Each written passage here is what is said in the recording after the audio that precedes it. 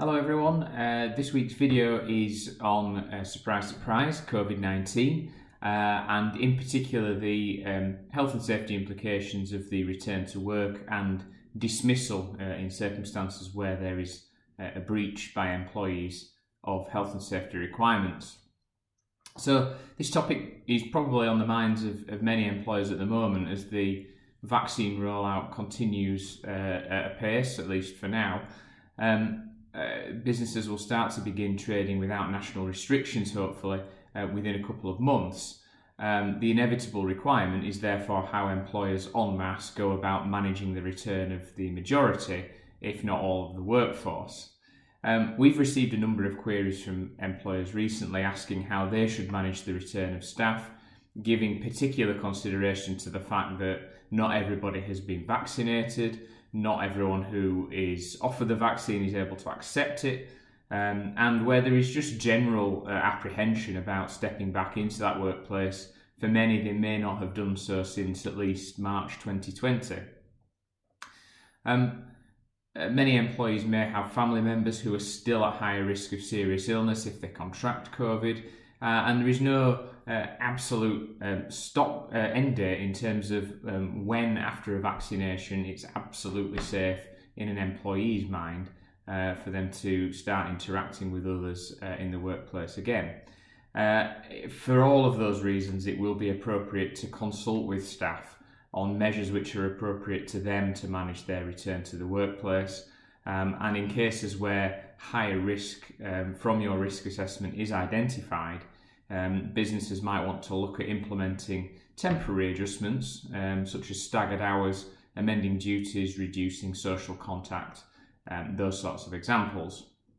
So as I said, working risk assessment should be updated to reflect that there may be higher numbers attending the workplace. We might need to look at increased PPE as well, especially for those staff who have not been vaccinated.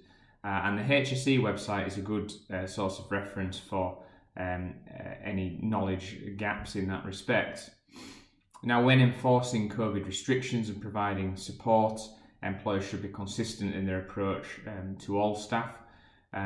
Reasonable steps should be taken to ensure absence reporting procedures are adhered to, and that measures are put in place to prevent the spread of the virus, which apply equally to all staff. The responsibility lies with you as the employer to ensure that the workplace is COVID-19 secure.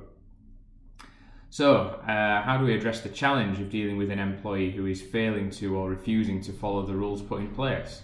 Whilst any misconduct dealt with in the course of employment falls under the disciplinary procedure, there is scope to decide whether dismissal for a COVID-related misconduct reason could be fair in the circumstances as opposed to a written warning, the risk being that there is no particular precedent to rely on at the moment. We have now seen possibly the first employment tribunal decision directly related to COVID management in the workplace, and that's Cobilius and Kent Foods Limited, which decided that the employee was fairly dismissed for refusing to wear a face mask required by a client when visiting their site. The staff handbook had required that the employees take reasonable steps to safeguard their own health and safety and that of others, including the courteous treatment of clients. Now, the employee, despite being asked or required by two of the client's employees to wear a face mask on the premises, refused to do so while in the cab of his vehicle, on the basis it was his own area and that a face mask was not a legal requirement within the cab. The employee was subsequently banned from the client's site, and these breaches of policy requiring the employee to maintain a safe working environment and to maintain client relationships resulted in the employer deciding to summarily dismiss the claimant. The tribunal at the unfair dismissal hearing subsequently decided that this outcome fell within the band of reasonable responses, and this was therefore a fair reason for treating the alleged misconduct as justifying dismissal. So the unfair dismissal claim failed in those circumstances, and dismissal was a proportionate reaction. So this has given some initial framework and guidance as to how COVID-related misconduct can be taken into account, but we do expect a wealth of further cases A future similar case may turn on different facts. For example, if the employee had health-related reasons for refusing to wear the mask, or there was some other mitigation or surrounding circumstances. So this should be taken as a note of caution. Not every COVID breach will result in a fair dismissal.